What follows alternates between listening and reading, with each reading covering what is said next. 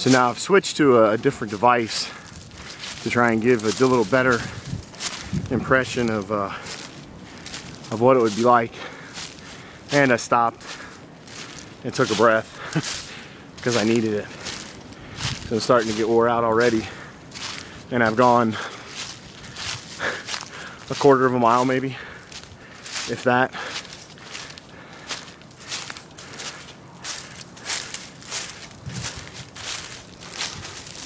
And that's just guessing. The other fear and things that you'd have to worry about would be animals. You know, in this area,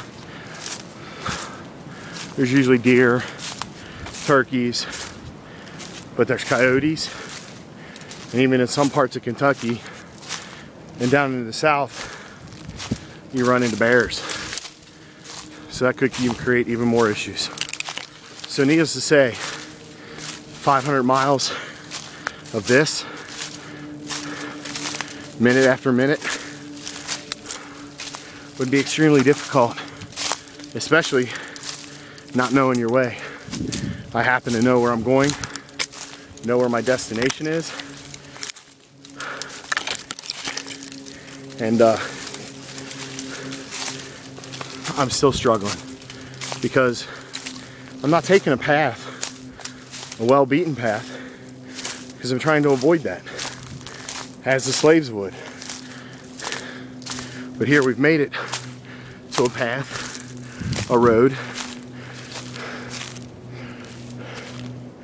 But would this be the best route to travel if I were a runaway slave? I don't know. It would definitely be easier. As you can see, I can move at a much greater pace. It's much more, it's easier to walk. But I'm also very exposed to the potential of someone seeing me. Here, I'm fortunate this is my land. So anybody that sees me is gonna be my family or friends or people that are allowed to be here. And we haven't even talked about weather. We haven't even talked about temperatures. It's a sunny day, somewhat cloudy, mid-30s temperature-wise, probably even in the 40s. And yet, this would not be an ideal condition for a slave to be trying to escape into freedom.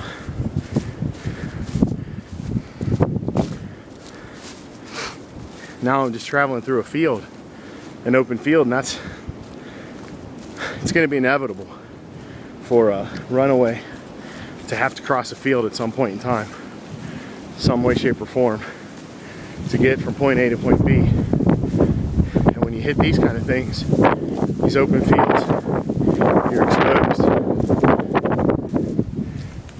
You're right out in the open. You can see for hundreds of yards what someone would have to go through to get to safety, to get to freedom.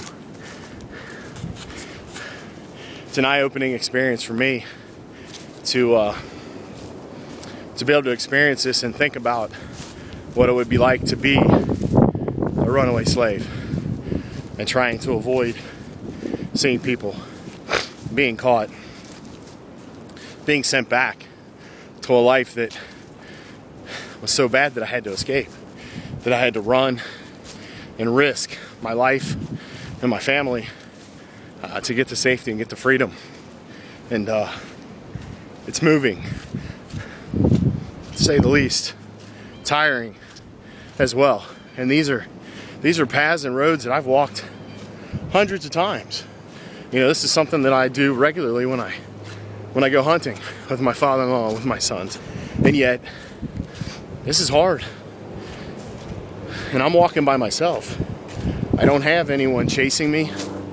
I don't have to worry about food or water. All I need to do is turn around and walk back, and I'll find it.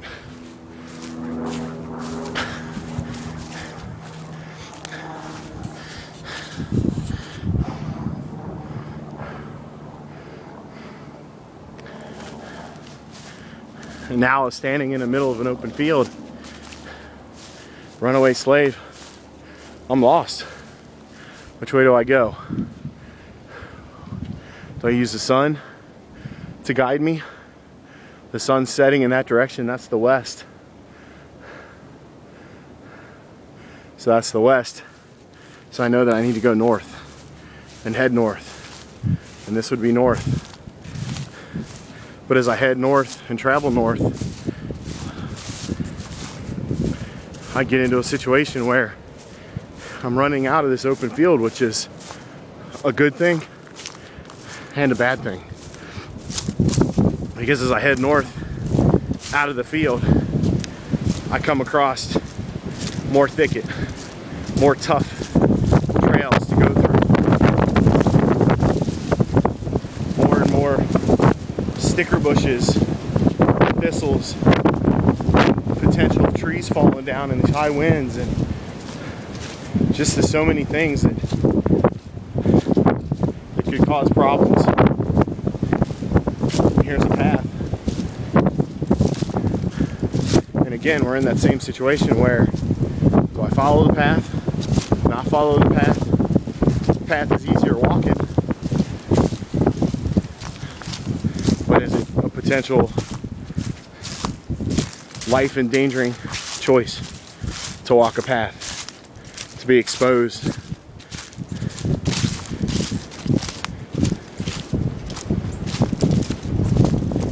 And now I'm following the path, and the path is not going north. It's not going the direction I need to go. It's going northeast.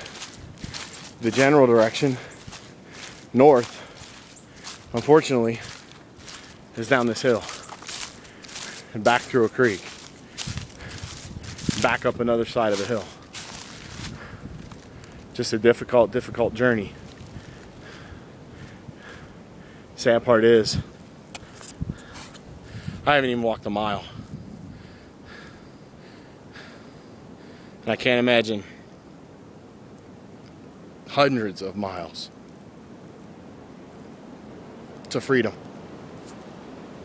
It's humbling.